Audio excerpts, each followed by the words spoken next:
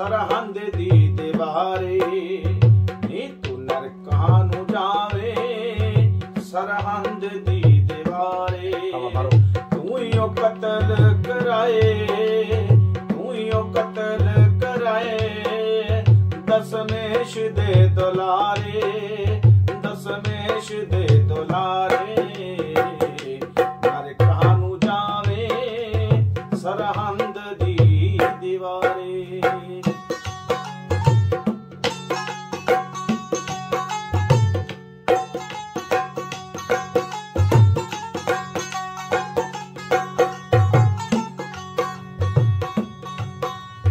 ਆਪਾਂ ਗੱਲ ਕਰਦੇ ਆਂ ਛੋਟੇ ਮੁੰਡੇ ਦੀ ਰਿਪੂ ਦਾ ਨਾਂ ਛੋਟੇ ਬੇਟੇ ਦਾ ਸੀਗਾ ਤੇ ਅਮਰਜੋਤ ਫਰੀਦਕੋਟੇ ਸੀ, ਫਰੀਦਕੋਟੇ ਉਹਦਾ ਜਨਮ ਹੋਇਆ ਸੀਗਾ ਤੇ ਉਹਦਾ ਜਨਮ ਹੋਏ ਨੂੰ ਹੋਏ ਸੀਗੇ 21 ਦਿਨ ਪੂਰੇ 21 ਦਿਨ ਉਹਦੇ ਬਾਥ ਨੂੰ ਹੋਏ ਸੀਗੇ। ਅਮਰਜੋਤ ਉੱਥੇ ਸੀਗੀ, ਹਾਲੇ ਉਹਨਾਂ ਨੇ ਉੱਥੇ ਰਹਿਣਾ ਸੀਗਾ, ਮਹੀਨਾ ਤੱਕ ਰਹਿਣਾ ਸੀ। ਨਹੀਂ ਉਹ ਕਹਿੰਦੀ ਸੀ ਕਿ ਮੈਂ ਸਵਾ ਮਹੀਨੇ ਬਾਅਦ ਜਾਊਂਗੀ। ਸਵਾ ਮਹੀਨਾ ਜਿਹੜਾ ਸੀ ਫਰੀਦਕੋਟ ਰਹਿਣਾ। ਹਾਂਜੀ ਸਵਾ ਮਹੀਨਾ।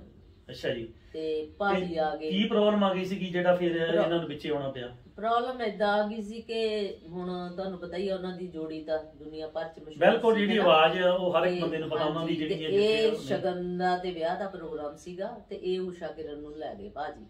ਇੱਕ ਮੈਂ 2 ਦਿਨ ਪ੍ਰੋਗਰਾਮ ਲੱਗਣਾ ਸੀ। ਪਹਿਲਾਂ ਸ਼ਗਨ ਦਾ ਸੀ, ਅਗਲੇ ਸ਼ਗਨ ਤੇ ਊਸ਼ਾ ਕਿਰਨ ਨੂੰ ਨਾਲ ਪਹਿਲੇ ਦਿਨ ਗਏ ਜਦੋਂ। ਹਾਂਜੀ। ਤਾਂ ਉੱਥੇ ਲੋਕਾਂ ਨੇ ਉਹਨੂੰ ਨਹੀਂ ਐਕਸੈਪਟ ਕੀਤਾ। ਉਹ ਕਹਿੰਦੇ ਵੀ ਇਹਨੂੰ ਤੇ ਅਮਰਜੋਤ ਆਉਣੀ ਚਾਹੀਦੀ ਆ ਤੇ ਨਹੀਂ ਤਾਂ ਤੂੰ ਆਈ ਨਾ। ਨਹੀਂ ਤਾਂ ਆਈ ਨਾ। ਉਹਨਾਂ ਨੇ ਫਿਰ ਜਵਾਬ ਦਿੱਤਾ ਚਮਕੀਲਾ ਇਹ ਵੀ ਇਦਾਂ ਦਾ ਸੀਗਾ, ਇਹਨੂੰ ਭਾਵੇਂ ਫਿਰ ਜਾਨ ਤੇ ਲਾਉਣੀ ਪੈ ਜਾਵੇ, ਜੇ ਇਹਨੇ ਲੈ ਕੇ ਜਾਣਾ ਇਹ ਵੀ ਲੈ ਕੇ ਫਿਰ ਜਾਂਦਾ ਹੀ ਹੁੰਦਾ ਸੀ, ਕਿਉਂਕਿ ਲੋਕਾਂ ਨੂੰ ਉਸ ਵੇਲੇ ਤੱਕ ਵੀ ਲੋਕਾਂ ਨੂੰ ਨਾਰਾਜ਼ ਨਹੀਂ ਕਰਦੇ ਹੁੰਦੇ ਸੀ। ਮੈਨੂੰ ਪਤਾ ਦਰਸ਼ਕਾਂ ਨੂੰ ਨਾਰਾਜ਼ ਨਹੀਂ ਕਰਨਾ, ਇਹਨੀ ਆਪ ਤਕਲੀਫ ਝੱਲ ਲੈਣੀ, ਦੁੱਖ ਝੱਲ ਲੈਣੇ।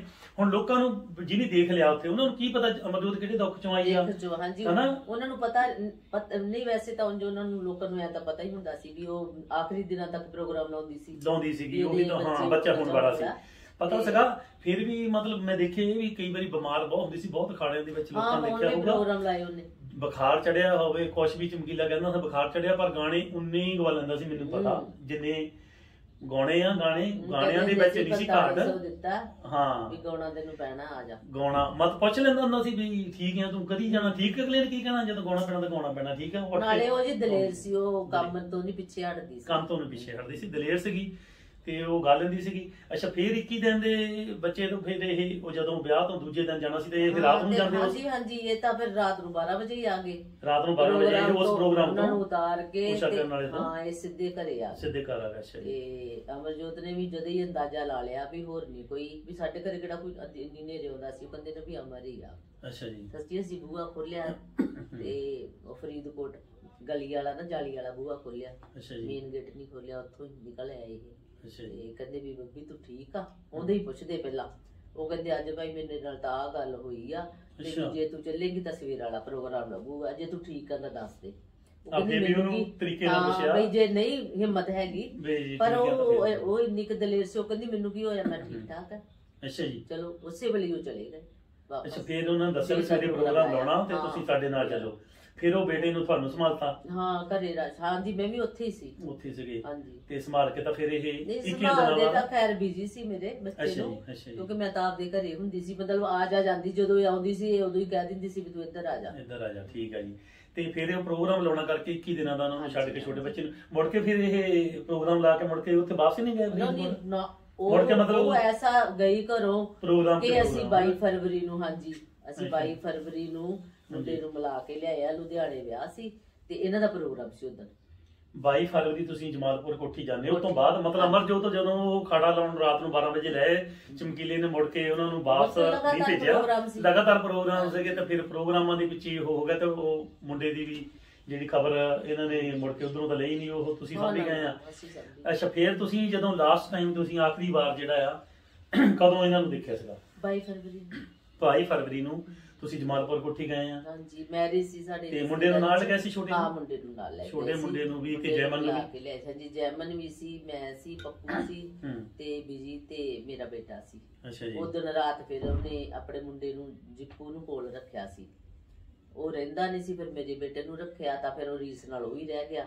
ਰਾਤ ਉਹਨੇ ਬਸ ਉਹਨਾਂ ਨੂੰ ਉਹ ਰਾਤ ਆਖਰੀ ਕੱਟੀ। 17 ਫਰਵਰੀ ਨੂੰ ਰਾਤ ਨਿਆਣੇ ਵੀ ਬੱਚੇ ਵੀ ਉਹਦੇ ਕੋਲ 22 ਫਰਵਰੀ ਨੂੰ ਲਾਸਟ ਬੱਚੇ ਵੀ ਅਮਰਜੋਤ ਨੂੰ ਉਦੋਂ ਮਿਲੇ ਆ। ਹਾਂਜੀ, ਮੁੰਡਾ ਛੋਟਾ ਵੀ ਤੇ ਵੀ ਜੈਮਨ ਵੀ ਸਾਰੇ, ਤੇ ਤੁਸੀਂ ਵੀ 22 ਫਰਵਰੀ ਨੂੰ ਉਹਨਾਂ ਨੂੰ ਮਿਲਿਆ ਹੁੰਦਾ। 22 ਤੋਂ ਸਮਝ ਲਓ ਵੀ 2 ਹਫ਼ਤੇ ਬਾਅਦ ਚ ਉਹ ਡੈਥ ਹੋ ਜਾਂਦੀ ਜਦੋਂ 2 ਹਫ਼ਤੇ ਤੁਹਾਨੂੰ ਮਿਲੇ ਨਹੀਂ। ਤੇ ਤੁਹਾਨੂੰ ਉਹਨਾਂ ਨੇ ਫੋਨ ਕਰਕੇ ਸੱਦਿਆ ਬੁਲਾਇਆ, ਅਮਰਜੋਤ ਨੇ ਕਿਹਾ ਹੋਊਗਾ ਕਿਉਂਕਿ ਉਹਨਾਂ ਨੂੰ ਪਤਾ ਸੀਗਾ ਸੀ ਕਿਹੜੀ ਸਿਚੁਏਸ਼ਨ ਦੇ ਵਿੱਚੋਂ ਲੰਘ ਰਹੇ ਹਾਂ। ਸੱਦਿਆ ਬੁਲਾਇਆ ਤਾਂ ਨਹੀਂ, ਪਰ ਮੈਨੂੰ ਜਦੋਂ 22 ਫਰਵਰੀ ਨੂੰ ਗਏ ਸੀ ਮੈਨੂੰ ਇਦਾਂ ਕਿਹਾ ਸੀ ਵੀ ਤੂੰ ਬੇਟਾ ਸ਼ਾਇਦ ਨਰਸਰੀ ਚ ਸੀਗਾ। ਅੱਛਾ ਜੀ। ਤੇ ਕਹਿੰਦੀ ਸੀ ਵੀ ਤੂੰ ਇੱਥੇ ਆਈ ਮੇਰੇ ਕੋਲੇ। ਆਈ ਕਿਹਾ ਸੀਗਾ, ਬਸ ਪਤਾ ਨਹੀਂ ਕਿਸੇ ਕਾਰਨ ਉਸ ਨੇ ਕਿਹਾ ਸੀਗਾ ਵੀ ਤੂੰ ਮੇਰੇ ਕੋਲ ਵਾਪਸ ਆਈ, ਮਤਲਬ ਵੀ ਗੱਲ ਕਰਨੀ ਆ ਤੇਰੇ ਨਾਲ ਜ਼ਰੂਰੀ। ਇਹ ਗੱਲ ਕਹੀ ਸੀ ਕਿ ਜ਼ਰੂਰੀ ਗੱਲ ਇਹ ਨਹੀਂ ਪਤਾ ਕੀ ਜ਼ਰੂਰੀ ਸੀਗਾ, ਮੈਨੂੰ ਤਾਂ ਆਪ ਨਹੀਂ ਹੁਣ ਸਮਝ ਆਉਂਦੀ ਵੀ ਕਿਹੜੀ ਜ਼ਰੂਰੀ ਗੱਲ ਕਰਨੀ। ਉਸ ਨੇ ਇਹੀ ਕਿਹਾ ਵੀ ਮੈਂ ਜ਼ਰੂਰੀ ਗੱਲ ਕਰਨੀ ਆ, ਪਰ ਕਿਹੜੀ ਕਰਨੀ ਕੀ ਆ। ਵੈਸੇ ਉਹਨਾਂ ਨੂੰ ਪਤਾ ਸੀਗਾ ਇਸ ਗੱਲ ਦਾ, ਹੋ ਸਕਦਾ ਤੁਹਾਨੂੰ ਇਹਨਾਂ ਸਾਂਝੀ ਕਰਕੇ ਕੋਈ ਗਾਂ ਸੋਚਿਆ ਹੋਵੇ ਕਿ ਉਹਨਾਂ ਨੂੰ ਤਾਂ ਪਤਾ ਨਹੀਂ ਸੀ ਵੀ ਦੋਵਾਂ ਕਦੀ ਵੀ ਨਹੀਂ ਦੱਸੀ। ਜੈਮਨ ਵੀ ਸੀ, ਮੈਂ ਸੀ, ਪੱਪੂ ਸੀ ਤੇ ਬੀਜੀ ਤੇ ਮੇਰਾ ਬੇਟਾ ਸੀ। ਉਦੋਂ ਰਾਤ ਫਿਰ ਉਹਨੇ ਆਪਣੇ ਮੁੰਡੇ ਨੂੰ ਜਿੱਪੂ ਨੂੰ ਕੋਲ ਰੱਖਿਆ ਸੀ। ਉਹ ਰਹਿੰਦਾ ਨਹੀਂ ਸੀ। ਫਿਰ ਮੇਰੇ ਬੇਟੇ ਨੂੰ ਰੱਖਿਆ ਤਾਂ ਫਿਰ ਉਹ ਰੀਸ ਨਾਲ ਉਹ ਹੀ ਰਹਿ ਗਿਆ। ਰਾਤ ਉਹਨੇ ਬਸ ਉਹਨਾਂ ਨੂੰ 22 ਫਰਵਰੀ ਨੂੰ ਲਾਸਟ ਬੱਚੇ ਵੀ ਅਮਰਜੋਤ ਨੂੰ ਉਦੋਂ ਮਿਲੇ ਆ। ਹਾਂਜੀ, ਮੁੰਡਾ ਛੋਟਾ ਵੀ ਤੇ ਵੀ ਜੈਮਨ ਵੀ ਸਾਰੇ, ਤੇ ਤੁਸੀਂ ਵੀ 22 ਫਰਵਰੀ ਨੂੰ ਉਹਨਾਂ ਨੂੰ ਮਿਲਿਆ ਹੁੰਦਾ। 22 ਤੋਂ ਸਮਝ ਲਓ ਵੀ 2 ਹਫ਼ਤੇ ਬਾਅਦ ਚ ਉਹ ਡੈਥ ਹੋ ਜਾਂਦੀ ਜਦੋਂ 2 ਹਫ਼ਤੇ ਤੁਹਾਨੂੰ ਮਿਲੇ ਨਹੀਂ। ਤੇ ਤੁਹਾਨੂੰ ਉਹਨਾਂ ਨੇ ਫੋਨ ਕਰਕੇ ਸੱਦਿਆ ਬੁਲਾਇਆ, ਅਮਰਜੋਤ ਨੇ ਕਿਹਾ ਹੋਊਗਾ ਕਿਉਂਕਿ ਉਹਨਾਂ ਨੂੰ ਪਤਾ ਸੀਗਾ ਸੀ ਕਿਹੜੀ ਸਿਚੁਏਸ਼ਨ ਦੇ ਵਿੱਚੋਂ ਲੰਘ ਰਹੇ ਹਾਂ। ਸੱਦਿਆ ਬੁਲਾਇਆ ਤਾਂ ਨਹੀਂ, ਪਰ ਮੈਨੂੰ ਜਦੋਂ 22 ਫਰਵਰੀ ਨੂੰ ਗਏ ਸੀ ਮੈਨੂੰ ਇਦਾਂ ਕਿਹਾ ਸੀ ਵੀ ਤੂੰ ਬੇਟਾ ਸ਼ਾਇਦ ਨਰਸਰੀ ਚ ਸੀਗਾ। ਅੱਛਾ ਜੀ। ਤੇ ਕਹਿੰਦੀ ਸੀ ਵੀ ਤੂੰ ਇੱਥੇ ਆਈ ਮੇਰੇ ਕੋਲੇ। ਆਈ ਕਿਹਾ ਸੀਗਾ, ਬਸ ਪਤਾ ਨਹੀਂ ਕਿਸੇ ਕਾਰਨ ਉਸ ਨੇ ਕਿਹਾ ਸੀਗਾ ਵੀ ਤੂੰ ਮੇਰੇ ਕੋਲ ਵਾਪਸ ਆਈ, ਮਤਲਬ ਵੀ ਗੱਲ ਕਰਨੀ ਆ ਤੇਰੇ ਨਾਲ ਜ਼ਰੂਰੀ। ਇਹ ਗੱਲ ਕਹੀ ਸੀ ਕਿ ਜ਼ਰੂਰੀ ਗੱਲ ਇਹ ਨਹੀਂ ਪਤਾ ਕੀ ਜ਼ਰੂਰੀ ਸੀਗਾ, ਮੈਨੂੰ ਤਾਂ ਆਪ ਨਹੀਂ ਹੁਣ ਸਮਝ ਆਉਂਦੀ ਵੀ ਕਿਹੜੀ ਜ਼ਰੂਰੀ ਗੱਲ ਕਰਨੀ। ਉਸ ਨੇ ਇਹੀ ਕਿਹਾ ਵੀ ਮੈਂ ਜ਼ਰੂਰੀ ਗੱਲ ਕਰਨੀ ਆ, ਪਰ ਕਿਹੜੀ ਕਰਨੀ ਕੀ ਆ। ਵੈਸੇ ਉਹਨਾਂ ਨੂੰ ਪਤਾ ਸੀਗਾ ਇਸ ਗੱਲ ਦਾ, ਹੋ ਸਕਦਾ ਤੁਹਾਨੂੰ ਇਹਨਾਂ ਸਾਂਝੀ ਕਰਕੇ ਕੋਈ ਗਾਂ ਸੋਚਿਆ ਹੋਵੇ ਕਿ ਉਹਨਾਂ ਨੂੰ ਤਾਂ ਪਤਾ ਨਹੀਂ ਸੀ ਵੀ ਦੋਵਾਂ ਕਦੀ ਵੀ ਨਹੀਂ ਦੱਸੀ ਇਹ ਗੱਲ। ਉਹਨਾਂ ਨੂੰ ਤਾਂ ਕੀ ਦੱਸਣੀ, ਉਹਨਾਂ ਕੋਲ ਤਾਂ ਜਾਂਦੇ ਹੀ ਨਹੀਂ ਸੀ। ਉਹਦਾ ਜਿੱਦਾਂ ਡੈਥ ਹੋਈ ਉਦੋਂ ਪਤਾ ਨਹੀਂ ਕੀ ਦਿਮਾਗ ਚ ਆਈ, ਉਦੋਂ ਘਰੇ ਗਏ ਆ ਰਾਤ ਨੂੰ, ਨਹੀਂ ਤਾਂ ਉਹ ਜਾਂਦੇ ਨਹੀਂ ਸੀ ਉਹ। ਇਹ ਤਾਂ ਹੁਣ ਕੋਈ ਝੂਠ ਜਿੰਨੇ ਮਰਜ਼ੀ ਮਾਰੇ ਜਾਵੇ ਵੀ ਉਹ ਸਾਡੇ ਕੋਲੇ ਆਉਂਦਾ ਸੀ, ਰੋਟੀਆਂ ਖਾਂਦਾ ਸੀ। ਖੇਤ ਵੀ ਜਾਂਦੇ ਸੀ ਤਾਂ ਅਸੀਂ ਤਿੰਨੇ ਗਏ ਆ, ਮੇਰੇ ਨਾਲ ਹੀ ਗਏ ਆ 1-2। ਅੱਛਾ, ਜ਼ਮੀਨ ਦੇ ਵਿੱਚ ਵੀ ਤੁਸੀਂ ਤੁਸੀਂ ਤਿੰਨੇ ਜਾਂਦੇ ਹੁੰਦੇ ਸੀ? ਬਿਲਕੁਲ, ਅਸੀਂ ਮੈਂ ਤੇ ਬੱਬੀ ਨੇ ਉੱਥੇ ਰੋਟੀ ਵੀ ਬਣਾਉਣੀ ਜਾ ਕੇ। ਹਾਂਜੀ ਹਾਂਜੀ, ਚੁੱਲ੍ਹੇ ਤੇ ਰੋਟੀ ਬਣਾਉਣੀ, ਇਕੱਠੇ ਬਹਿ ਕੇ ਖਾਣੀ, ਬਹੁਤ ਕੁਛ ਸੀ। ਪਰ ਹੁਣ ਦੇਖੋ ਲੋਕ ਝੂਠ ਬੋਲਦੇ ਆ, ਅਸੀਂ ਤਾਂ ਫਿਰ ਹੁਣ ਕਹਿ ਵੀ ਨਹੀਂ ਸਕਦੇ। ਉਹ ਅਸੀਂ ਤਾਂ ਜਿਹੜੀ ਗੱਲ ਸੱਚੀ ਹੁੰਦੀ ਸੀ ਆਪਾਂ ਕਹਿੰਦੇ ਆਪਾਂ ਪਹਿਲਾਂ ਕਰੀਦਾ ਵੀ ਆਪਾਂ ਘਾਟ ਕੋਈ ਨਹੀਂ ਘਾੜਨੀ, ਹੁਣ ਵੀ ਬਹਿ ਗਏ ਆ। ਗੱਲਾਂ ਜਿਹੜੀਆਂ ਮੈਂ ਦੱਸੀਆਂ ਸਟੋਰੀ, ਇਹ ਵੀ ਤੁਹਾਨੂੰ ਮੈਂ ਹੁਣ ਕਿਹਾ ਵੀ ਆਪਾਂ ਜਦੋਂ ਆਪਾਂ ਬਹਿ ਗਏ ਮੈਂ ਦੱਸ ਦੂੰਗਾ, ਤੁਹਾਨੂੰ ਪਹਿਲਾਂ ਨਹੀਂ ਸੁਣਾਈ। ਠੀਕ ਆ, ਜਿਹੜੀ ਗੱਲ ਸੱਚ ਆ। ਹੁਣ ਮੈਂ ਕਿਹੜਾ ਵੀ ਉਹ ਪਰਚਾ ਲਿਖ ਕੇ ਵੀ ਸਟੋਰੀ ਲਿਖ ਕੇ ਲਿਆਇਆ ਇਹਨੂੰ ਬਣਾ ਕੇ। ਠੀਕ ਆ ਜੀ, ਨਹੀਂ ਜਿਹੜੀ ਸੱਚਾਈ ਹੁੰਦੀ ਨਾ ਲੋਕਾਂ ਨੂੰ ਪਤਾ ਲੱਗ ਜਾਂਦੀ ਆ ਇਹ ਗੱਲ ਹੋਈ ਹੋਣੀ ਆ। ਠੀਕ ਆ ਜੀ, ਹੋਈ ਹੈ ਤਾਂ ਆਪਾਂ ਦੱਸ ਦਿੱਤੀ ਹੈ। ਠੀਕ ਆ ਜੀ। ਹੁਣ ਇੱਕ ਮੈਂ ਅੱਜ ਕੱਲ ਇਹ ਵੀ ਸੁਣਿਆ ਕਿ ਗਰਮੇਲੋ ਲਾ ਨਹੀਂ ਰਹੀ ਅਖੰਡ ਪਾਠ ਤੇ ਫੋਟੋ, ਕੱਲੇ ਚਮਕੀਲਾ ਭਾਈ ਦੀ ਲਾਉਂਦੀ ਆ। ਅੱਛਾ, ਜਦੋਂ ਬਰਸੀ ਮਨਾਉਂਦੇ? ਹਾਂ, ਬਰਸੀ ਵਾਲੇ ਦਿਨ। ਬਰਸੀ ਦੀ ਗੱਲ ਵੀ ਮੈਂ ਦੱਸ ਦਵਾਂ ਵੀ ਆਪਾਂ ਨੱਚਣ ਗਾਉਣ ਤਾਂ ਇਹਨਾਂ ਦਾ ਬਹੁਤ ਕਰਦੇ ਆ, ਤੇ 35 ਸਾਲ ਹੋ ਗਏ ਮੈਨੂੰ ਦੇਖਦੇ ਨੂੰ ਵੀ ਹਰ ਇੱਕ ਬੰਦਾ ਜਾਂਦਾ, ਵੀ ਬੜੇ ਪਿਆਰੇ ਵੀ ਜਾਂਦੇ, ਸਭ ਜਾਂਦੇ।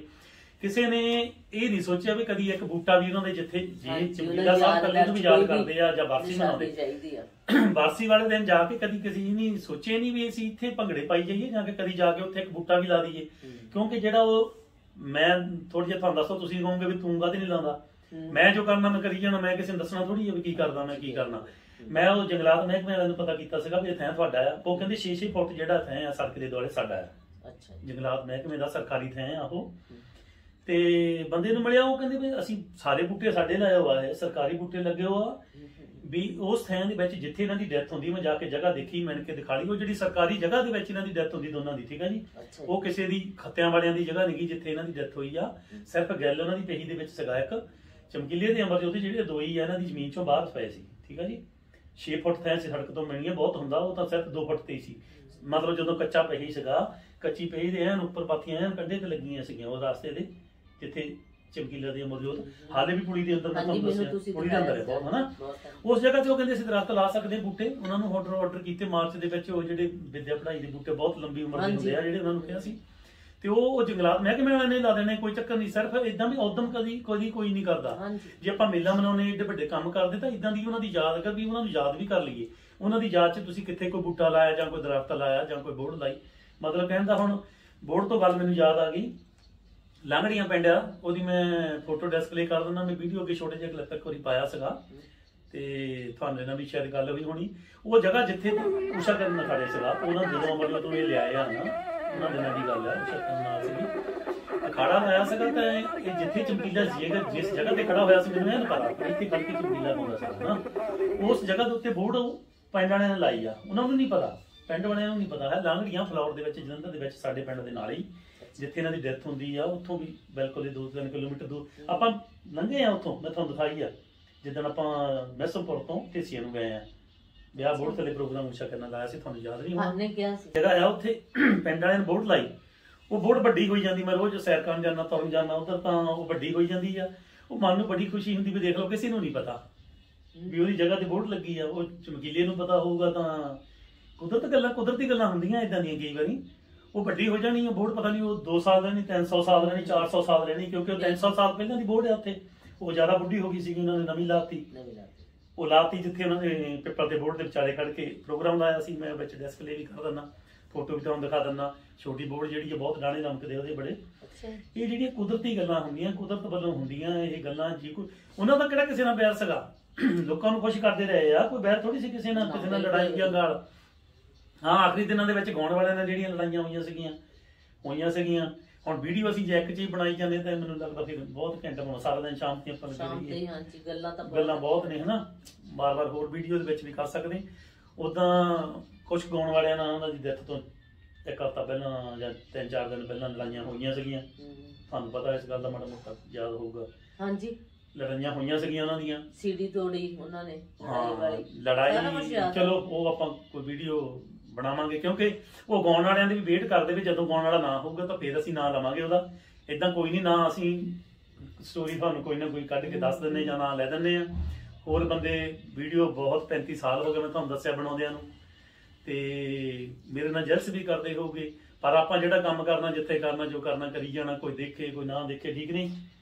ਕੰਮ ਇਹ ਹੈ ਵੀ ਸੱਚ ਬੋਲ ਕੇ ਤਾਂ ਤੁਸੀਂ ਦੱਸ ਦੋ। ਇਹ ਗੱਲਾਂ ਹਲੇ ਛੁਪੀਆਂ ਜਿਹੜੀਆਂ ਹੈਗੀਆਂ ਦੱਸ ਸਕਦੇ ਆ, ਜੇ ਦਰਸ਼ਕ ਦੱਸ ਸਕਦੇ ਜਿੱਥੇ ਇਹਨਾਂ ਨੂੰ ਗਲਤ ਵੀ ਲੱਗੇ। ਨਹੀਂ ਮਤਲਬ ਦਰਸ਼ਕ ਵੀ ਦੱਸ ਸਕਦੇ, ਮਿੰਟਾਂ 'ਚ ਦੱਸ ਦੋਗੇ। ਬਾਕੀ ਬਹੁਤ ਬੰਦਿਆਂ ਨੂੰ ਤਾਂ ਮੈਂ ਫੋਨ ਤੇ ਦੱਸ ਵੀ ਦੇਣਾ ਵੀ ਆਹ ਗੱਲ ਹੋਈ ਸੀਗੀ।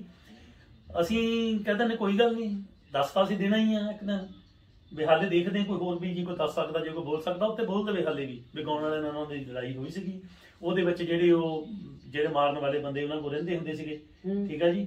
ਤੇ ਉਹਨਾਂ ਨੂੰ ਉਹ ਕਹਿ ਵੀ ਸਕਦੇ ਭਾਈ ਤੁਸੀਂ ਆ ਬੰਦਾ ਮਾਰ ਦੋ, 40-50 ਹਜ਼ਾਰ ਰੁਪਈਆ ਲੈਣਾ ਹੋ ਵੀ ਦੇ ਦਾਂਗੇ, ਠੀਕ ਆ ਜੀ। 40-50 ਨਹੀਂ ਮਤਲਬ ਕਹਿੰਦਾ ਇੱਕ ਬੰਦਾ ਰਲ ਕੇ ਬੰਦੇ 2-2.5 ਲੱਖ ਵੀ 3 ਲੱਖ 5 ਲੱਖ ਵੀ ਦੇ ਸਕਦੇ ਇਕੱਠਾ ਕਰਕੇ, ਠੀਕ ਆ ਜੀ।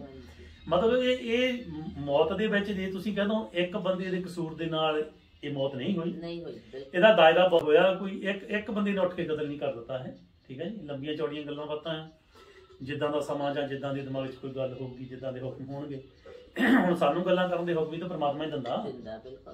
ਪਰਮਾਤਮਾ ਹੁਕਮ ਦਿੰਦਾ ਤਾਂ ਫਿਰ ਅਸੀਂ ਉਹ ਗੱਲਾਂ ਕਰਦੇ ਹਾਂ।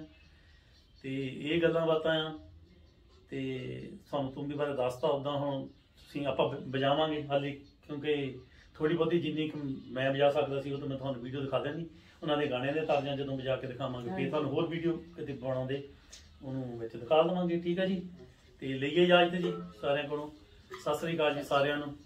ਤੇ ਭੁੱਲ ਚੁੱਕ ਗਲਤੀ ਜਿਹੜੀ ਕੋਈ ਗਲਤ ਗੱਲ ਕਹੇ ਹੋਵੇ ਕਿਸੇ ਦੇ ਵੀ ਖਿਲਾਫ ਜਾਂ ਇਹਨਾਂ ਦੇ ਕਿਸੇ ਦੇ ਵੀ ਹੋਵੇ ਤੇ ਉਹ ਤੁਸੀਂ ਗਲਤੀ ਨੂੰ ਮਾਫ ਕਰਨ ਜੋਗੇ, ਠੀਕ ਹੈ ਜੀ, ਮਾਫ ਕਰ ਸਕਦੇ ਆ।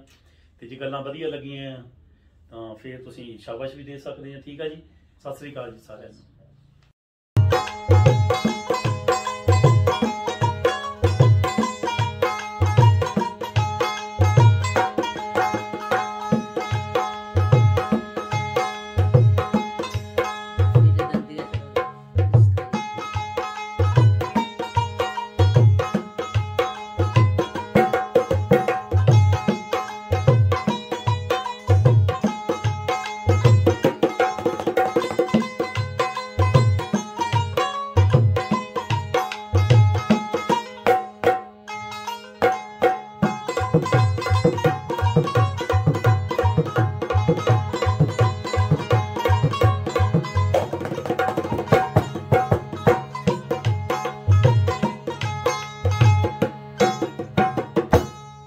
ਦੋਸਤੋ, ਜੇ ਆਪਾਂ ਗੱਲ ਕਰੀਏ ਸੁਰਿੰਦਰ ਸ਼ਿੰਦੇ ਦੇ ਨਾਲ ਮਠੱਡਾ ਖੁਰਦ ਵਿਖੇ, ਇਸ ਥੜੇ ਦੇ ਉੱਤੇ ਇੱਥੇ ਸਟੇਜ ਲੱਗੀ ਸੀ ਸੁਰਿੰਦਰ ਸ਼ਿੰਦਾ ਤੇ ਚਮਕੀਲੇ ਦੀ, ਜਿੱਥੇ ਚਮਕੀਲੇ ਨੇ ਇਹੀ ਜਿਹੜੀ ਤੂੰਬੀ ਤੁਹਾਨੂੰ ਦਿਖਾਉਣ ਜਾ ਰਿਹਾ ਮੈਂ, ਇਸ ਤੂੰਬੀ ਦੇ ਨਾਲ ਜਿਹੜੀਆਂ 2 ਸਰਾਖ ਆ ਉਹਦੇ ਵਿੱਚ ਤਾਰਾਂ ਲਗਾ ਕੇ ਮਾਈਕ ਲਗਾਏ ਗਏ ਸੀ।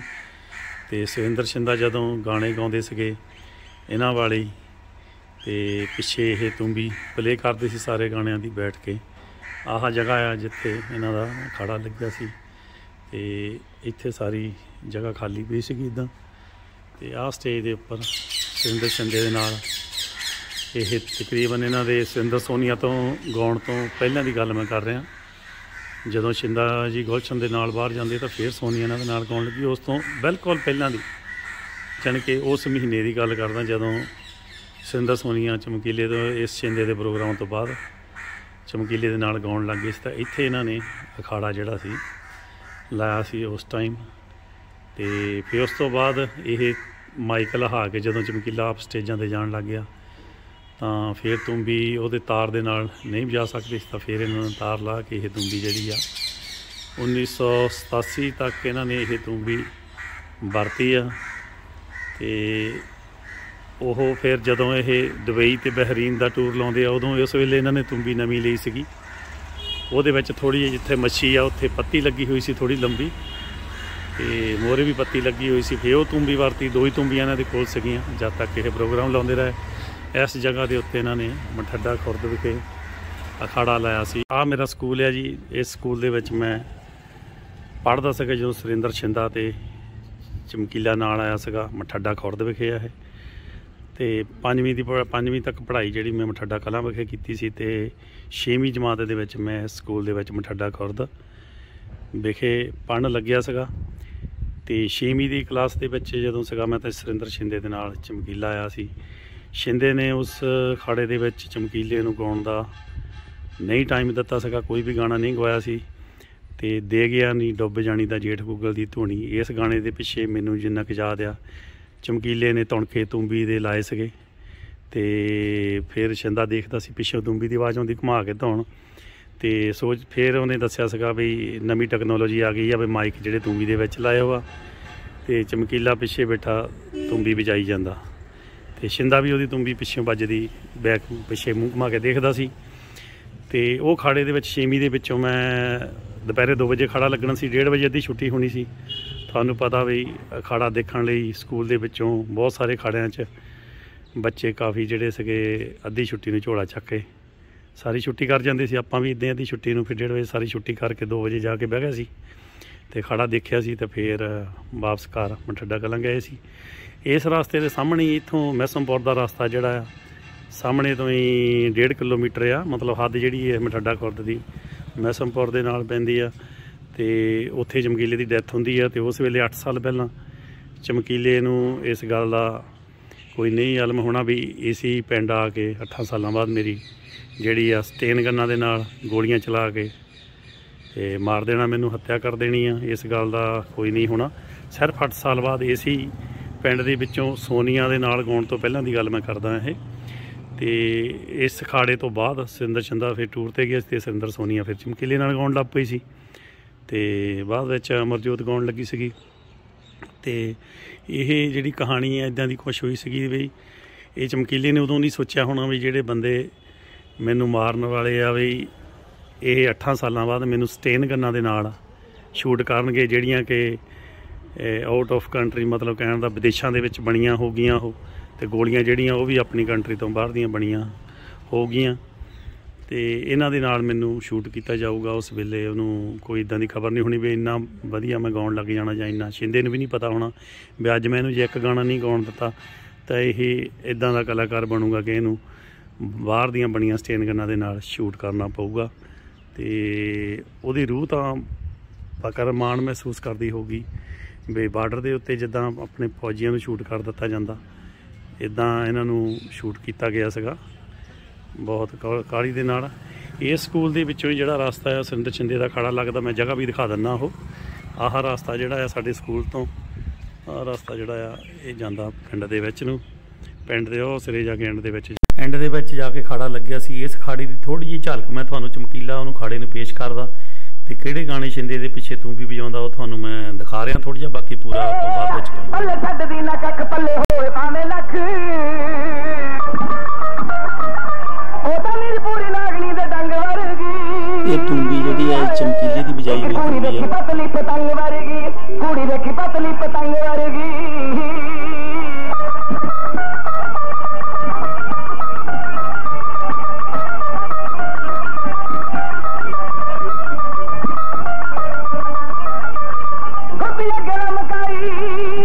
ਸਾਰੀ ਸੋਨੇ ਦੀ ਪਾਈ, ਨੱਕ ਨਖਰੇ ਚ ਕਾਲੇ ਰੂਪ ਕੱਢੇ ਉਹਦੇ ਹਾੜੇ।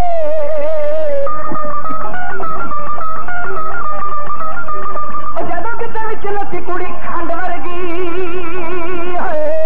ਇੱਕ ਕੁੜੀ ਦੇਖੀ ਪਤਲੀ ਪਤੰਗ ਵਰਗੀ, ਕੁੜੀ ਦੇਖੀ ਪਤਲੀ ਪਤੰਗ ਵਰਗੀ, ਮੇਰੀ ਰੂਪ ਦੀ ਪਟਾਈ ਸੋਹਣੀ ਚੰਦ ਵਰਗੀ।